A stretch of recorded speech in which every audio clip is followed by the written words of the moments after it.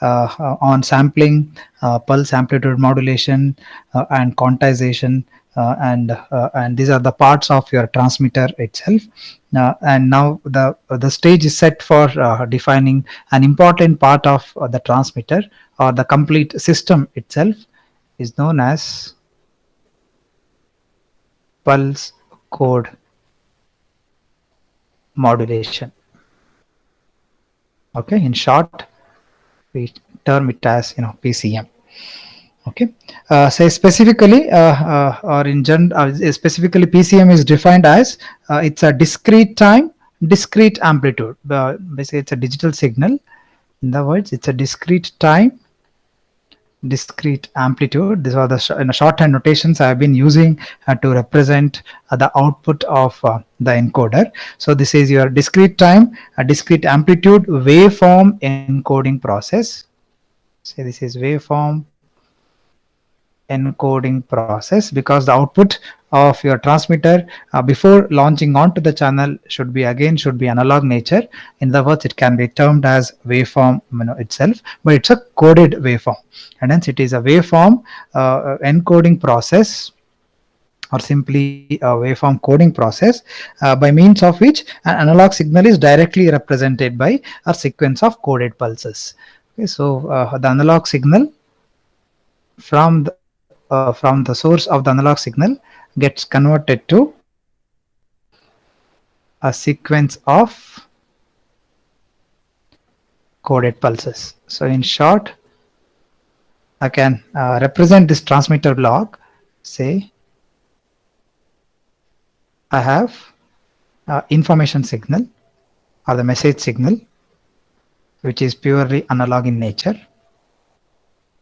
Okay, this could be a repetition, but it's good to revisit this again and again, so that we can understand the complete process properly. Okay, so next it is passed on to a block called as pulse amplitude modulator. Okay, so output of pulse amplitude, how will you get? I mean, there is definitely sampling required before this. Sampling and anti-aliasing filters, whatever the blocks which are needed to convert from your discrete from analog signal to discrete time domain signal. Then sampled output is fed through a block called as pulse amplitude modulator, whose output would then be fed to an ADC converter, or analog to digital converter. Okay, so analog to digital converter itself has two blocks. That one is quantizer, and there is an encoder. Okay, and finally you will get a digital output at the output of the encoder, which will be purely in a binary format, ones and zeros. If you have used binary format for encoding process, it will be purely in terms of zeros and ones. And finally we'll convert these bits into a waveform. I can say a pulse coded modulation. In the sense, we'll convert back into pulses before we launch into the channel. Okay, and at the receiver it does exactly the opposite way, where there will be digital to analog converter, or shortly it is known as DAC, and again we use a reconstruction filter or a low pass filter to retrieve the original signals back. That is known to you, irrespective of mentioning it exclusively. But one thing that has to be noted in this complete process is that once distortion in the form of quantization noise in complete entire process of transmission, the noise or the error involved in converting analog to digital is the noise with respect to quantization process. We termed it as quantization noise. Okay, that's the only noise which is involved in the encoded pulses, which is at output of the transmitter, and there is absolutely nothing that can be done at the receiver to compensate that distortion. So we cannot invert the quantization noise which is incurred in the transmitter, which cannot be compensated at the receiver part, and hence the only design constraint for the transmitter has to be in the form of quantization process. And if we can reduce that quantization noise in one way by increasing number of quantization levels, L or N, whatever notation that we have used. We can only increase this number of quantization levels to have the least amount of quantization noise introduced at the transmitter end. Okay, and this definitely this noise will be so less that it is imperceptible for human use at the receiver output. Say the noise definitely would be there, but it cannot be perceived by the human to have, or he'll get the maximum signal to noise ratio, which he cannot detect the noise involved in the entire process. Okay, so with this background which we have already seen, and also I have discussed about two types of quantization process in the last class, especially with respect to uniform and non-uniform quantization, and I has told you we'll be limiting our discussion with respect to scalar quantization only, and at length I have discussed about uniform quantization process in which comes in two flavors, which one is a mid-tread and mid-rise quantization, and we analyzed uniform quantization with respect to signal to quantization noise ratio, and how each of the parameters involved contribute to this performance of uniform quantization process. And another which I introduced in the last class, which is known as non-uniform quantization process. Okay, and that resulted in one of the optimum quantizer. Okay, and we called that kind of a optimum quantizer as Lloyd Max quantizer. Okay, I took one example to understand how you will be reducing the mean square error which is introduced by the quantizing process. Okay, that is known as optimum quantizer, and this concluded that we should go for a non-uniform kind of quantization process to get an optimum result as the performance of the quantizer is concerned. Okay. All right. So with respect to non-uniform, for our syllabus, we'll be limiting our discussion to again two flavors of non-uniform quantization process, which I'll try to complete in this session. The PAM representation, which is a pulse amplitude modulation representation of the message signal, has to be quantized to get the complete digital output, and which will give you a new representation of the signal that is both in discrete in time and discrete in amplitude. So purely the output of ADC, as you know, is digital in its representation. Okay, as I told, a quantization process involved in this conversion from analog to digital could be uniform or non-uniform, but in reality, in telephonic communication, to be specific, it is preferable to use a non-uniform quantization process which uses the meaning of non-uniform quantization is that this uses a variable separation between the representation levels. So what do you mean by that? So we have termed the separation between successive representation levels as step size. So in case of uniform quantization, this step size was fixed. This, I mean, we equally divided each of the quantization regions.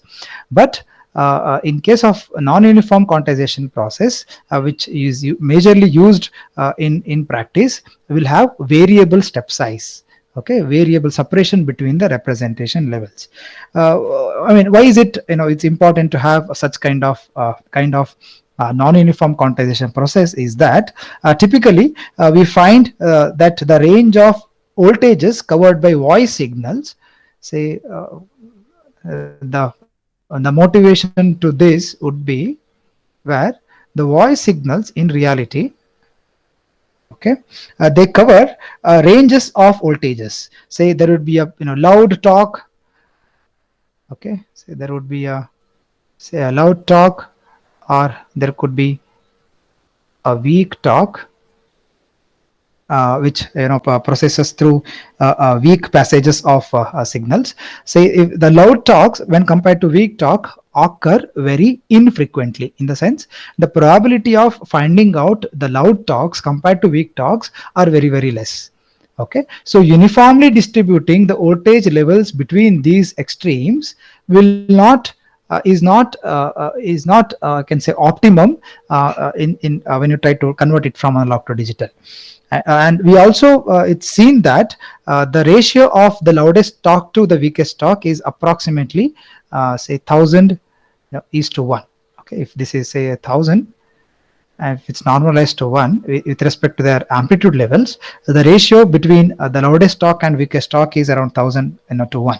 So by using a non-uniform quantizer with this feature, that the step size increases as the separation from the origin of the input output amplitude characteristic of the quantizer is increased.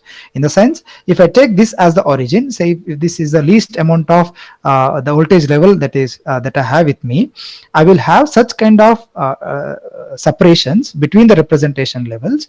As it increases from weak talk to loud talk, the separations keep on increasing. Say there will be many small separations which are closer to weak talks, but as it deviates from the loud talks, or if the voltage levels are farther move away from the origin, I will have lesser number of representation levels.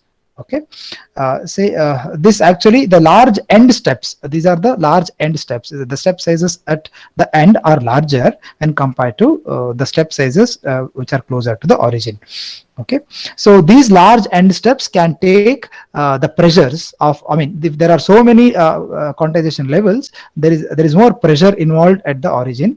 So these pressure points are relaxed by having larger step sizes at the farther end of the voltage levels. In other words, the weak passages or the weak talks, they need more protection.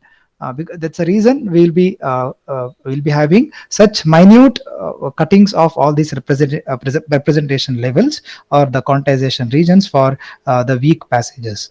Okay, so this more representation levels are compensated by the less number of representation levels at the farther end. Okay, so in this way a nearly uniform percentage precision is achieved throughout the greater part of the amplitude range, as the most of the amplitude range will be concentrated on the right extreme of the scale. That gets compensated as more amount of levels or more amount of signals will be frequently occurring in this region. And hence we can say, even though we have said it's a non-uniform separation between the representation levels, as there is more probability of occurrence of these weak signals in particularly in the telecommunication system, the quantization is very close to uniform, even though the step sizes are non-uniform. Okay, so this actually this improves the fundamental principle, or the objective of this is to improve the channel utilization. Okay, so if there are I mean this may also result in less number of representation levels. If there are less number of representation levels, we will have less number of binary representations, and hence per symbol you will have less number of bits which will be representing. And finally it can in turn say we'll be utilizing efficient, I mean we'll be utilizing the channel bandwidth more efficiently compared to the uniform quantizer. Okay, so assuming a memoryless quantization, the use of a non-uniform quantizer is equivalent to passing the message signal, say for to be very specific, if I try to have the working principle of non-uniform quantizer,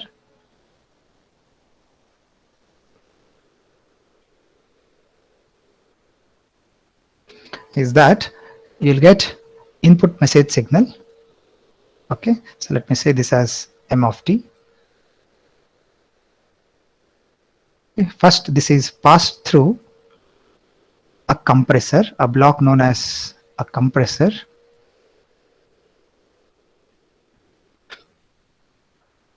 First, this is compressed, We'll see what you mean by that. Then it is passed on to a regular uniform quantizer. Okay, and at the output of this, obviously you will get a compressed output signal.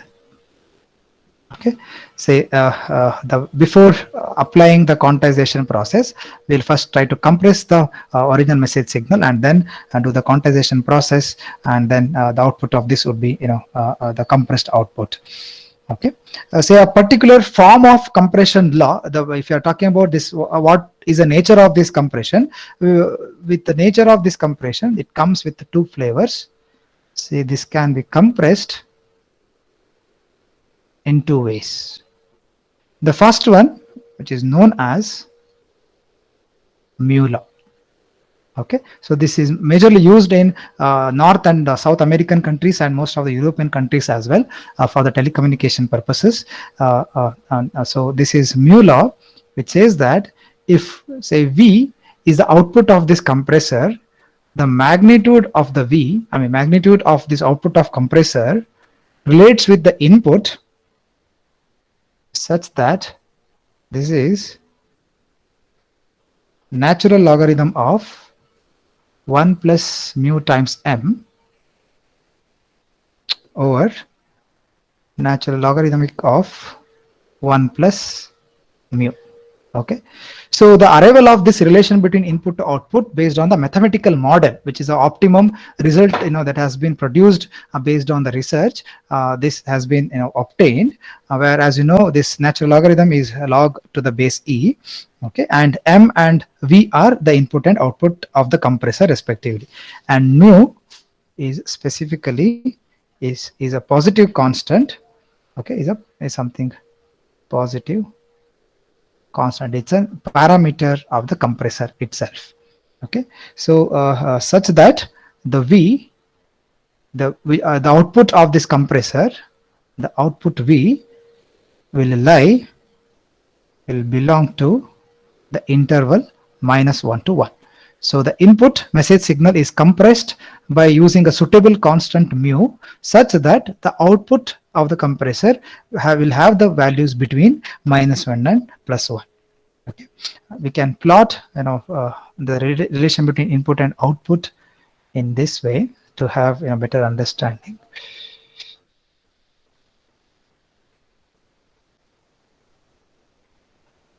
Okay. Say if this is normalized input,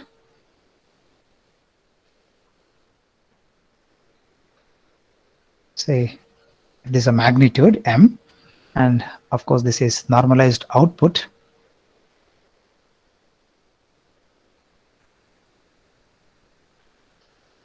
This is magnitude V. Okay, and the relation between them, if I say start from, since it's a magnitude, it will have only the ranges from 0 to 1 instead of -1 to 1. So I can divide the ranges here. Say this is the 0, this is 0.5, say this is 0.2, 0.4, 0.6,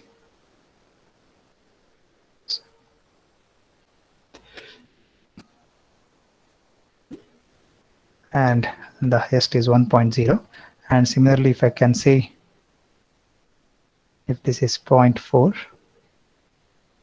this is 0.2,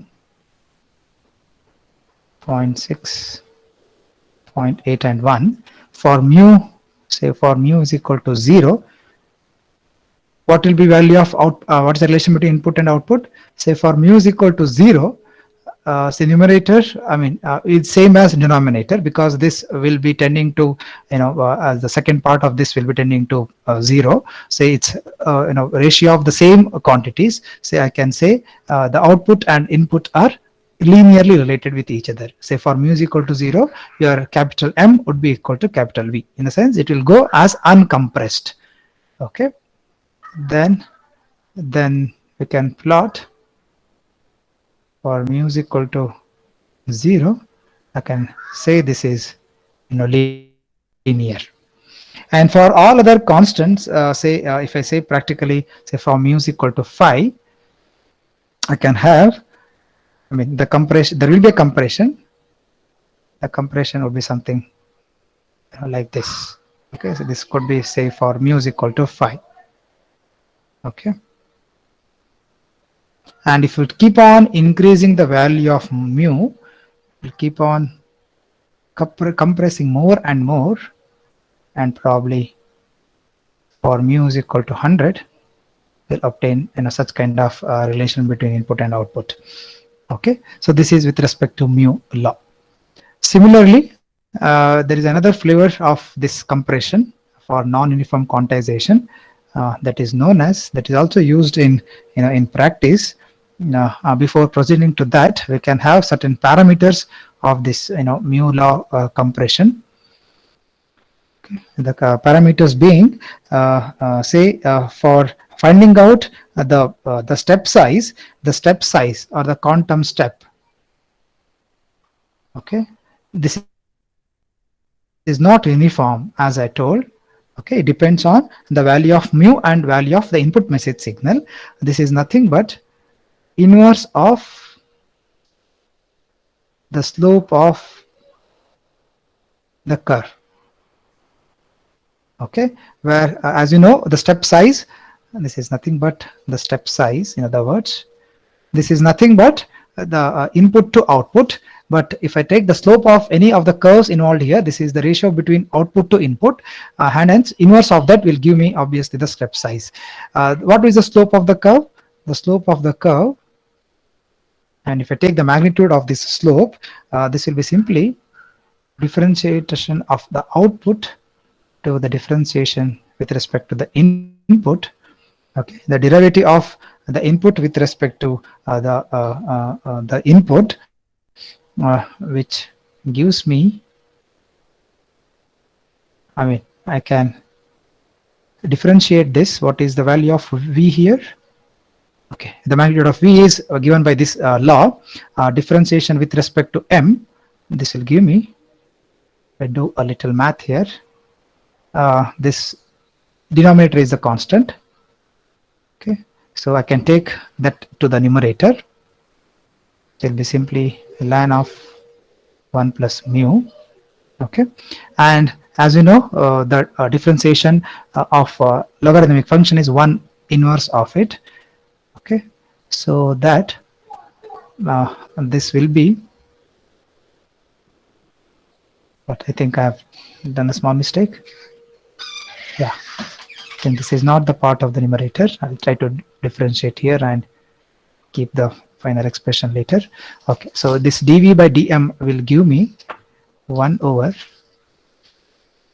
natural logarithmic of 1 plus mu. Okay, I think earlier it was right. That's fine. I'll just continue with this part. And differentiation of this numerator with respect to m will give me simply mu into what? 1 over natural logarithmic of 1 plus mu times magnitude of m. Okay, so all in all, the step size would be is nothing but ln of 1 plus mu, okay, over mu times ln of 1 plus mu times m. Okay, as you can see, as mu increases, as you know, it's kind of so for certain regions it is uniform quantization process. For certain regions it is not so uniform quantization process. By which I mean, if you say for the values of mu times m, if it is very much lesser than 1, say for small input amplitudes for a given m, for a given value of mu, if it is very small, I can say that this is very least is the contribution of your factor mu. It will be more of uniformity, the quantization process will be. Okay, for larger values of these products, this will get into more compression, and I can say this will tend to non-uniform. Say for certain ranges of message signal, the levels of signal amplitudes, this will be uniform. That's the reason I said, since most of the voice signals will have weak passages or weak amplitudes in their voltage measurements, and hence for most of the part of the voice signals, you can say it is more of uniform quantization process. For few cases where there will be loud voices, then the step sizes will not be uniform, and they'll be vastly separated between successive points, and hence it will appear to be non-uniform. Okay, that's the basic fundamental principle involved in this process.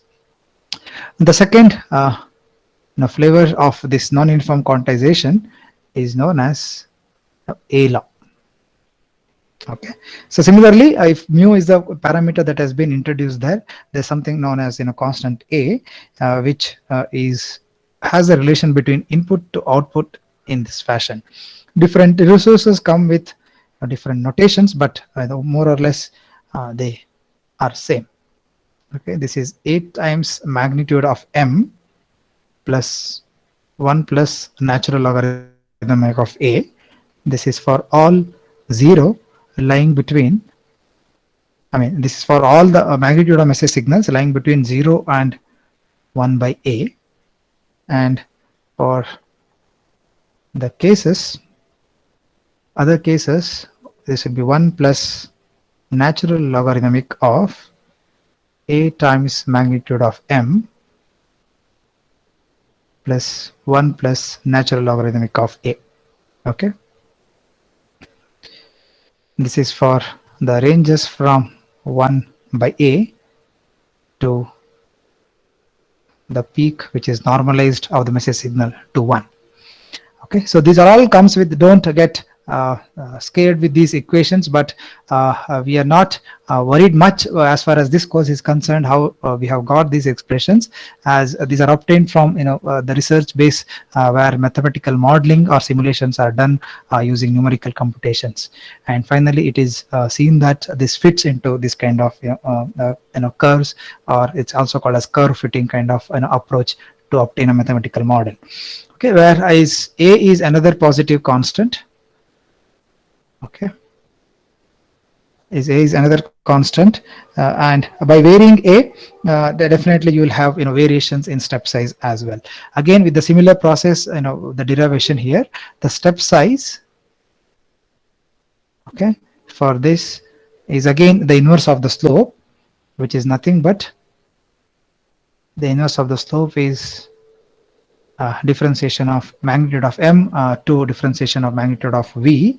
This will result in again two different regions of step sizes according to the values of the message input signal itself.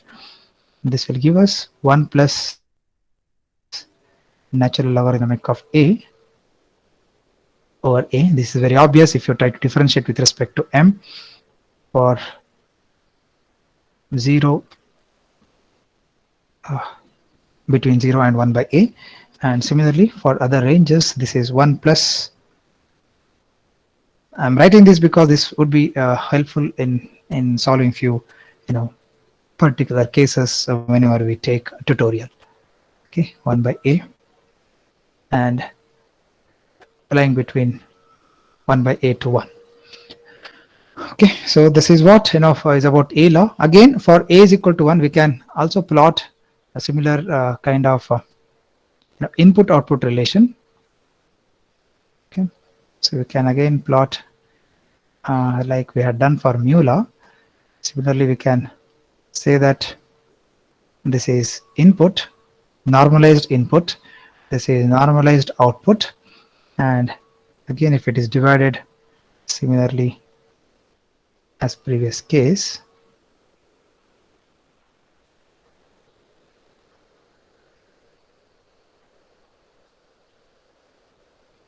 there will be compressions for lesser values of a and there will be linearity for I mean for as m is if for the lower message signals and for lower values of constant a, you will have a linearity. In other words, I can say that for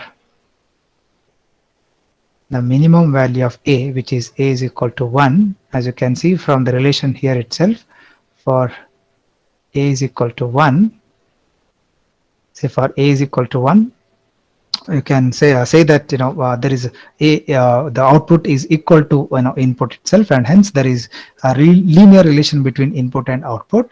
And as you keep on increasing a, you will have a kind of a compression, and for larger values of a, okay, you'll have more compressions. Say this is for a is equal to 100, and say something is this is a is equal to 2, or something.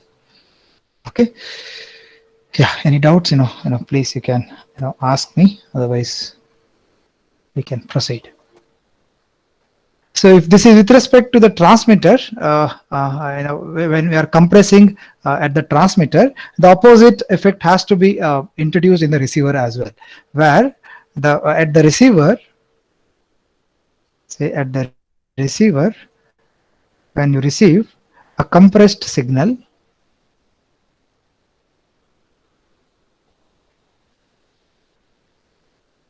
and the receiver job is to invert this compression, and hence the inversion of compression is your expander. Okay, this will give you uniform quantized version.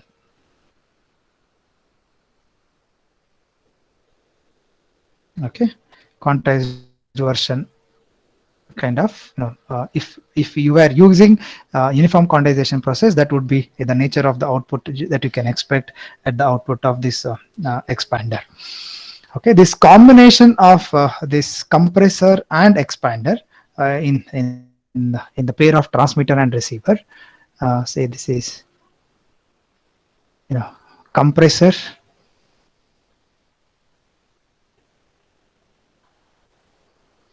and expander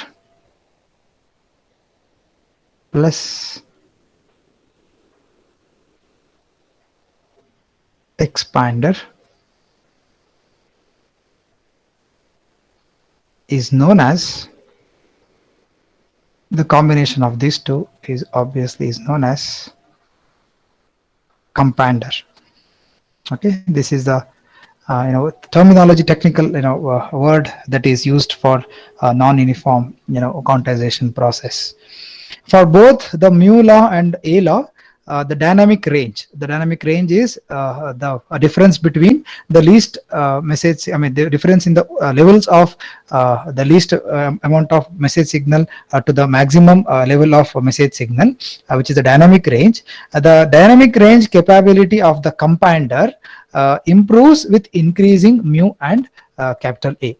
Okay, so basically with as mu and A increase, the dynamic range of this compander will also increase, in the sense the extremities will move farther apart as you keep on increasing the compression parameter. Okay, the signal to noise ratio for low level signals increases. The quality of the signal for the low levels of amplitudes increases at the expense of the signal to noise ratio for high level signals. Say there will be more corruption of higher levels of signals compared to the lower amplitude of the signals. But as we know that in reality higher amplitudes will occur very infrequently, and human cannot perceive even if there is any corruption involved in corruption of such high level signal levels. Okay, so in order to accommodate these two conflicting requirements, where for SNR for low level signals increases and SNR for high level signal decreases, to have a kind of a thin line, or to have a trade-off between these increasing and decreasing of signal to noise ratio for both the laws, for both mu law and A law, certain fixed amount of values are utilized in practice. For mu is equal to, say, it is found that for mu is equal to 255, and for A law, say for A is equal to around 87.56, say approximately 87.6 for the A law. By setting such constants for both of these non-uniform quantization process, you can achieve a good trade-off between signal to noise ratio uh, of say high level and low level. Okay, kind of uniform signal to noise ratio can be achieved irrespective of the level of the incoming message signal. Okay, that's how we can have the quantization process. Now that we have quantized the input sampled signal or input pulse amplitude modulated signal, all our job is to encode. Okay, so we need not deal much about encoding, as we know that the binary format is one of the most widely used encoding format or encoding process to translate these discrete set of samples as a particular arrangement of discrete events, and we call such kind of set of binary combinations of bits as binary code. Okay, so we'll be using binary code without much talking about that, as we know that the maximum advantage of using binary code is that it has got good tolerance to noises encountered in communication system, and also it withstands a relatively high level of noise, and whenever we use regenerative repeaters in our communication links, binary codes are found to be more resistant to noise. And we not talk about, because you have been studying binary coding techniques all along. The last signal processing operation in the transmitter is of line coding. Okay, where as we know, in order to, we cannot transmit these binary codes as it is in the channel. Again, we have to convert these binary codes into pulses, okay, or analog signals which are analog in nature. Such kind of technique, transferring from binary codes to binary pulses, is called as line coding techniques. This we will be dealing specifically in your unit 3. Okay, we'll not be studying now, but there are a few more important concepts which are involved in this unit 2 itself, as different varieties of pulse code modulation. All right, so I intend to take next set of concepts which involves different sets of say different types of pulse code modulation itself, where in a PCM system, after sampling the information signal, as you have seen, each sample is quantized independently using a scalar quantizer. In the sense, the output of the quantized sample has no relation with respect to its previous or the future quantized sample. Okay, so the previous sample values have no effect on the quantization of the new samples.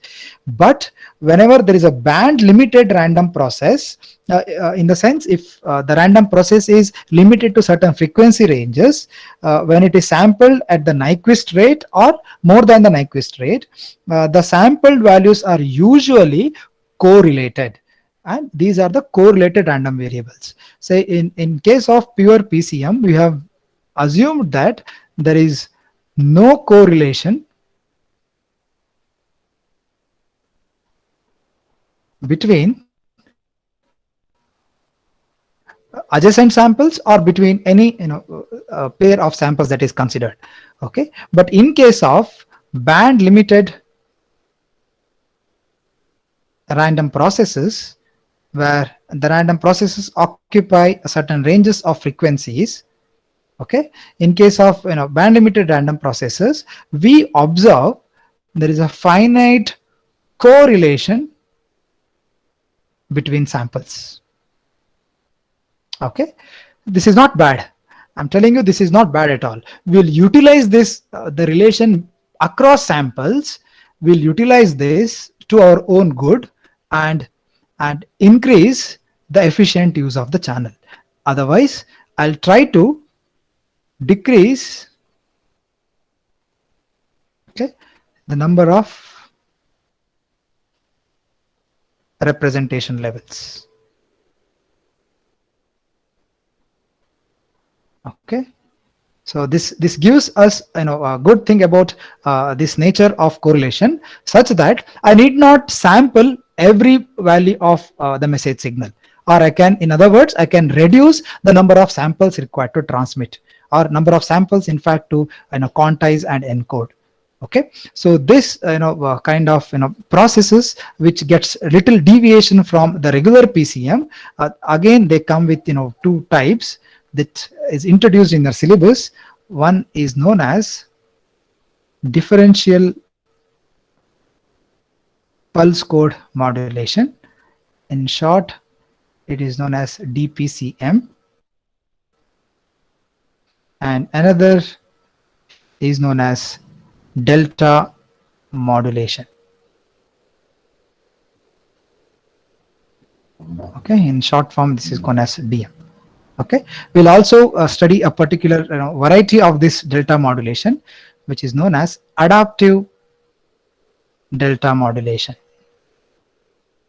This is particularly used, I mean, there is another kind of modulation which is known as linear predictive coding modulation, or it is known as LPC, which is particularly used for voice signals, and hence it is known as vocoders. Okay, so all the speech processing algorithms, if you have done any small projects or small tasks, all the speech processings, whenever you try to digitize them, all them involve one of these methods of linear predictive coding, or LPC. In other words, it is called as vocoders. We will deal a good amount of time, we'll dedicate good amount of time to DPCMs and DMs, and to some extent to adaptive DM, but we'll not get into mathematical formulation of this adaptive DM. We'll conceptually you'll understand these, and similarly with vocoders and LPC as well. We'll try to understand what is the process involved in all such varieties of pulse coded modulation techniques.